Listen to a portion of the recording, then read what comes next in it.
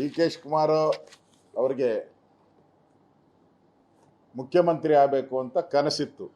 ಆ ಕನಸು ಸಾಕಾರ ಆಗಿ ವೈಯಕ್ತಿಕವಾಗಿ ಅವ್ರಿಗೆ ಬೆನಿಫಿಟ್ ಆಗಿರ್ಬೋದು.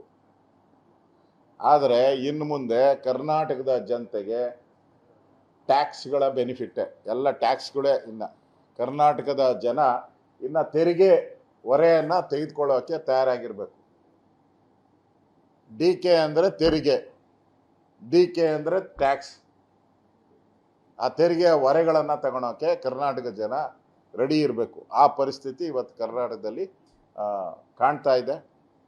ಅದರಿಂದ ಡಿ ಕೆ ಶಿವಕುಮಾರ್ ಹೊಸ ಮುಖ್ಯಮಂತ್ರಿಗಳಾಗಿ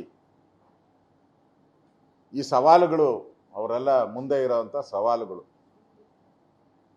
ಅದರಿಂದ ನನಗನ್ಸ್ತತೆ ಈ ಕೆಟ್ಟೋಗಿರೋ ಬಸ್ಸು ಇನ್ನು ಗುಜರಿಗೆ ಹೋಗ್ಬೇಕೇ ಹೊರತು ರಿಪೇರಿ ಆಗೋ ಮಟ್ಟದಲ್ಲಿ ಕಾಣ್ತಾ ಇಲ್ಲ ಅಂತ ಅನಿಸ್ತದೆ.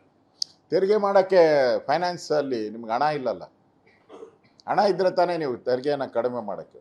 ಈಗಲೇ ನಾವು ಎಷ್ಟು 19,000 ಕೋಟಿ ಡಿಫಿಷಿಯೇಟಲ್ಲಿದ್ದೀವಿ. 19,262 ಕೋಟಿ ಡಿಫಿಷಿಯೇಟಲ್ಲಿದ್ದೀವಿ. 19,262 ಕೋಟಿ ಕೊರತೆ ನಮ್ಮದು. ಅದು ಸಿದ್ದರಾಮಯ್ಯನ ಮ್ಯಾಜಿಕ್ ಬಡ್ಜೆಟ್. ಅದು ಆ್ಯಕ್ಚುಲಿ ಅಷ್ಟು ಬರಲ್ಲ, ಇದು ಇನ್ನೂ ಜಾಸ್ತಿ ಹೋಗ್ತೈತೆ. ಅವರು ಸುಮ್ಮನೆ ತೋರಿಸಿದ್ದಾರೆ ಅಬ್ಕಾರಿ ಆದಾಯ ಇಷ್ಟು ಬರುತ್ತೆ, ರೆವಿನ್ಯೂ ಇಷ್ಟು ಬರುತ್ತೆ, ಟ್ಯಾಕ್ಸು ಟ್ರಾನ್ಸ್ಪೋರ್ಟಿಂದ ಅಂತ. ಅಬ್ಕಾರಿ ಒಂದು ಬಿಟ್ಟರೆ ಇನ್ನೆಲ್ಲ ಟ್ಯಾಕ್ಸ್ಗಳು 30% ಕಡಿಮೆ ಆಗಿದೆ ಈ ಸರಿ.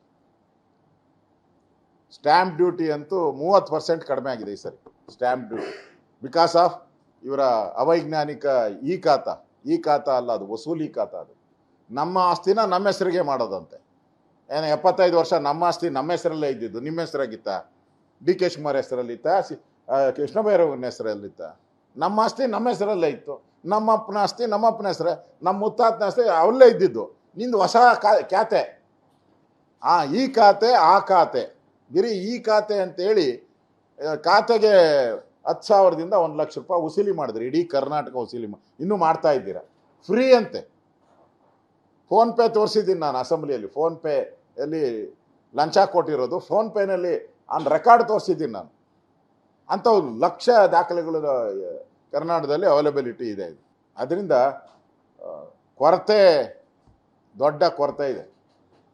19,000 ಕೋಟಿಗಿಂತ ಜಾಸ್ತಿ ಕೊರತೆ ಇದೆ. ಅದರಿಂದ ಈ ಸರ್ಕಾರದಿಂದ ಏನು ನನಗನ್ಸುತ್ತೆ ಏನು ಬೆನಿಫಿಟ್ ಏನು ಸಿಗಲ್ಲ.